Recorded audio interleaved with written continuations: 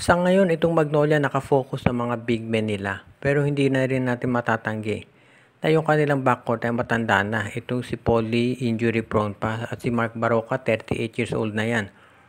Kaya ngayon marami nagsasabi na kinakailangan talaga ng Magnolia ng isang backcourt na magpapalakas sa kanilang lineup.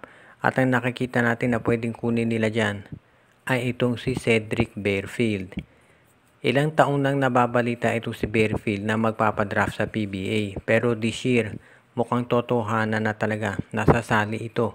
At kapag yan ay nagpa-draft, ito ang kinakailangan kunin ng Magnolia. Dahil kapag ito nakuha nila, solve ang problema sa backcourt. Pwede na nilang i-trade itong si Paul Lee. At kapag meron kang Cedric Barefield sa backcourt, siguradong ang lakas na niyan at ang laking bagay nito para dito sa Magnolia Chicken Templados. Sa ngayon, alam natin na ang kalidad dito si Barefield ay pang-international talaga. At kapag yan nakuha ng Magnolia, ay masasabi natin na magiging elite talaga yung backcourt nila. Pwedeng i-trade ito si Paul Lee at si Calvin Abueva para sa isang big man para mas lumakas yung kanilang lineup. Ngayon, ang tanong natin ay paano makukuha ng Magnolia si Barefield. Sa tingin ko, kung sakaling magpa-draft ito si Baltasar, obviously yan ang number 1 na kukunin. Ngayon, kung ito si Will Gosu magpa-draft din, sa tingin ko yan ang kukunin ng Blackwater sa number 2 dahil yan ay 6'8". Siyempre, hindi palalampasin ng Blackwater yung big man dahil ang TNT kinakailangan ng center at injury ito si Brandon Rosser.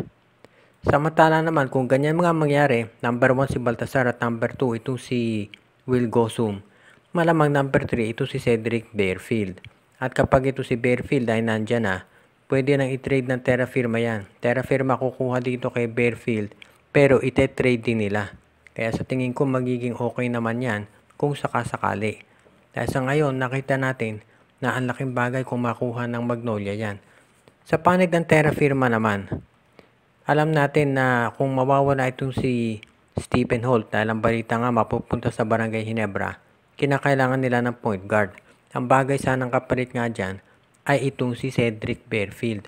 Pero ang problema nga, alam na natin yung sitwasyon dito na itong Terra Firma, yung mahuhusay na players, binibigay talaga dito sa SMC.